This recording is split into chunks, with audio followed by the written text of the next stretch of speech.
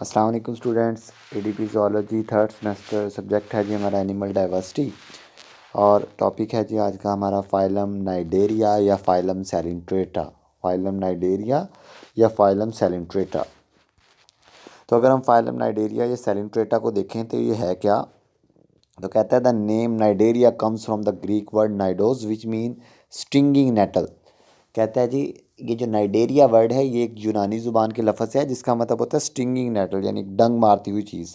Casually touching many cnidarians will make it clear how they got their name when their nematocyst eject barb threads tipped with poison.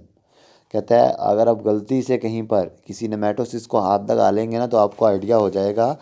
अगर आप गलती से किसी cnidarian को हाथ लगा लेते हैं तो आपको आइडिया हो जाएगा कि इन्हें नाइडेरियन क्यों कहते हैं। लेकिन ऐसी गलती आपने करनी नहीं है क्योंकि ये फिर आपको बाइट करेंगे अपने धागों की मदद से और उन बाइट्स में अच्छी खासी अमाउंट में पॉइजन भरा होता है। वो आपको एक तंजियन आपको एक बात कह रहा है कि अगर आप इनको छुएंगे ना तो आपको अंदाज़ा हो जाएगा कि इन्हें नाइडेरियंस क्यों कहते हैं डंक मारने वाले।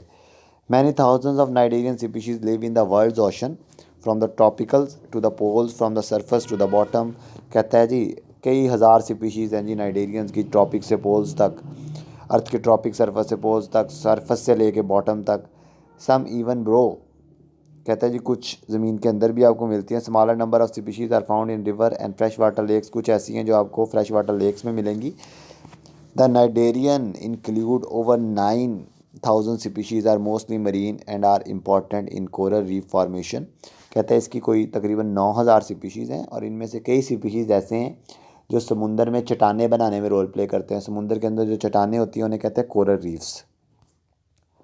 कहता है अगर हम देखें फाइलम नाइडेरियंस को are incredibly diverse in form. कहता है जी डाइवर्स का मतलब है जी यानी वैरायटी बहुत ज़्यादा है इनके अंदर। As evidence by colonial. कहता है इसकी कुछ मेंबर्स कलोनियल हैं, सफिनोफोर्स, मैसिव मेड्यूसी, कुछ बहुत बड़े हैं जैसे मेड्यूसी, अम्ब्रेला लाइक होते हैं। कोरल्स, कोरल्स पत्थरों की तरह के होते हैं। फिदरी, हाइड्राइड्स हाइड्रा की तरह के, एंड बॉक्स जेलीज, कुछ जेलीज की तरह के होते हैं विद कम्प्लेक्स साइज, और उनकी कम्प्लेक्स साइज भी होती हैं। Yet these diverse animals are all armed with stinging cells called nematocysts. कहता है कोई भी नाइडेरियन हो उसके पास एक चीज़ ज़रूर होती है, डंग मारने वाला सेल, और उस डंग मारने वाले सेल को कहते हैं nematocyst. Cnidarians are united based on the presumption and their nematocysts have been inherited from a single common ancestor। कहता है जी हमने ये नाइडेरियंस को जब सबको इकट्ठे रखा हुआ है ना, जितने भी नाइडेरियंस के अंदर डाइवर्सिफाइड ग्रुप हैं यानी इतनी ज़्यादा डाइवर्सिटी है नाइडेरियंस में, लेकिन फिर भी हमने इन्हें इकट्ठा रखा हुआ है। तो इकट्ठे रखने की रीज़न यही है कि सबके पास नेमेटोसिस्ट है जो ये बात शो करता है कि इनका एंसेस्टर यानी इनका ओरिजिन सेम होगा। अगर आ जाते हैं जी हम इसकी जनरल करेक्टर्स पर, तो फाइलम नाइडेरियन के अगर हम जनरल करेक्टर देखें, रेडियली सिमेट्रिकल यानी इनकी सिमेट्री रेडियल होती है। रेडियल सिमेट्री के बारे में मैंने पहले आपको बताया कि अगर आप किसी चीज़ को किसी भी प्लेन से दो इक्वल पार्ट्स में कट कर सकें तो ऐसी चीज़ को कहते हैं रेडियली सिमेट्रिकल। या कुछ फॉर्म है जो बायलेटरल सिमेट्रिकल होती हैं, कुछ फॉर्म बहुत कम, ऑलमोस्ट नेग्लेजिबल। डिप्लोब्लास्टिक होते हैं, बॉडी में दो लेयर्स होती हैं। टिश्यू लेवल ऑर्गेनाइजेशन, पीछे हमने पढ़ा था पोरीफेरा। पोरीफेरा में तो टिश्यूज़ नहीं होते थे लेकिन इसमें टिश्यू लेवल्स पाए जाते हैं। ग्लिनिटिशियस mesoglea between the epidermal and the gastrodermal tissue layer. इनकी बॉडी में भी सॉफ्ट सा मैस होता है जिसे मीजोग्लिया कहते हैं। जिस तरह स्पॉन्जिस या फाइलम पोरीफेरा के अंदर जो हमने बॉडी कैविटी थी उस बॉडी कैविटी को कहा था स्पॉन्जोसील। इसकी जो बॉडी कैविटी होती है उसे कहते हैं गैस्ट्रोवेस्कुलर कैविटी। अब गैस्ट्रोवेस्कुलर कैविटी क्यों कहते हैं? गैस्ट्रोवेस्कुलर कैविटी दो रीज़न की वजह से कहते हैं। गैस्ट्रो का मतलब होता है स्टमक, ये कैविटी स्टमक के तौर पर यानी डाइजेशन के तौर पर भी काम कर रही होती है, और वेस्कुलर यानी पानी वाले सिस्टम के तौर पर भी काम कर रही होती है। That's why we called it gastrovascular cavity. यही वजह है कि इस कैविटी को बेटे अब क्या कहते हैं जी, गैस्ट्रोवेस्कुलर कैविटी। कहता है नर्वस सिस्टम की, जहाँ तक इसके नर्वस सिस्टम की बात है तो नर्वस सिस्टम देखें तो nervous system in the form of a nerve net. बाकायदा नर्वस सिस्टम नहीं होता, नर्वस सिस्टम एक जाल की मानंद होता है, एक जाल की फॉर्म में पाया जाता है इसका नर्वस सिस्टम। और इसका वो नर्वस सिस्टम जो एक जाल की फॉर्म में पाया जाता है उस नर्वस सिस्टम को हम कह सकते हैं जी डिफ्यूज़ नर्वस सिस्टम। सेंट्रलाइज नहीं कह सकते, डिफ्यूज़ कह सकते हैं। कहता है इनके जो स्पेशलाइज सेल्स होते हैं उन्हें नाइडोसिस्ट कहते हैं, use in defence, feeding and attachment. इनके जो स्पेशलाइज सेल्स हैं बॉडी के अंदर उन्हें नाइडोसिस्ट कहते हैं, और वो डिफेंस के लिए भी यूज़ होते हैं, फीडिंग के लिए भी और अटैचमेंट के लिए भी। बॉडी वाल के लिहाज से देखें तो कहता है cnidarian posses diploblastic tissue level of organization, यानी डिप्लोब्लास्टिक दो लेयर्स होती हैं इनकी बॉडी में, एक्टोडर्म और एंडोडर्म। एक्टोडर्म और एंडोडर्म के दरमियान मैंने आपको बताया था सॉफ्ट मैस जिसे हम मीजोग्लिया कहते हैं वो भी पाया जाता है।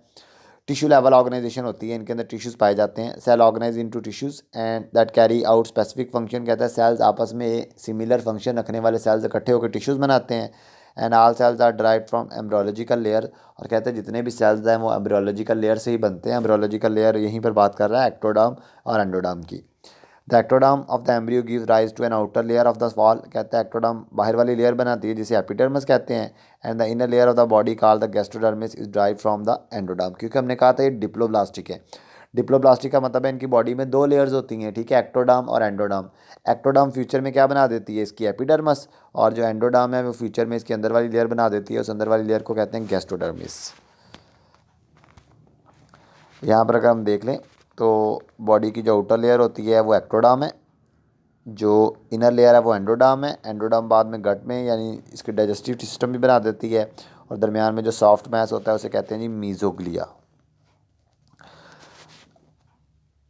अगर हम स्ट्रक्चर्स देख लें बेटे इसके, तो कहता है the cells of the epidermis and gastrodermis, इसकी जो एपिडर्मस और गैस्ट्रोडर्मिस के सेल्स होते हैं differentiate into a number of cell types for protection, food gathering, coordination, movement, digestion and absorption.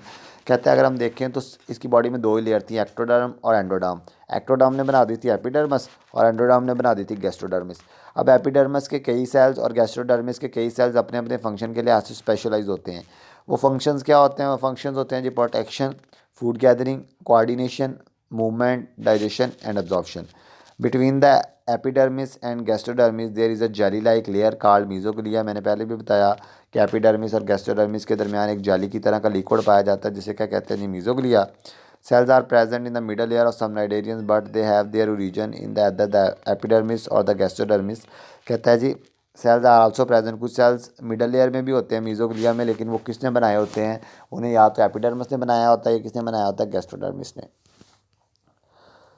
कहता है जी one kind of cell is the characteristics of epiderm और gastroderm cells are the cnidocyst produced structure called cnidia which are use for attachment, defence and feeding. कहता है जी इनके जो sales हैं ना, इनकी जो एपिडर्मस और गैस्ट्रोडर्मिस है वो एक स्पेशल किस्म का सेल्स बनाती है।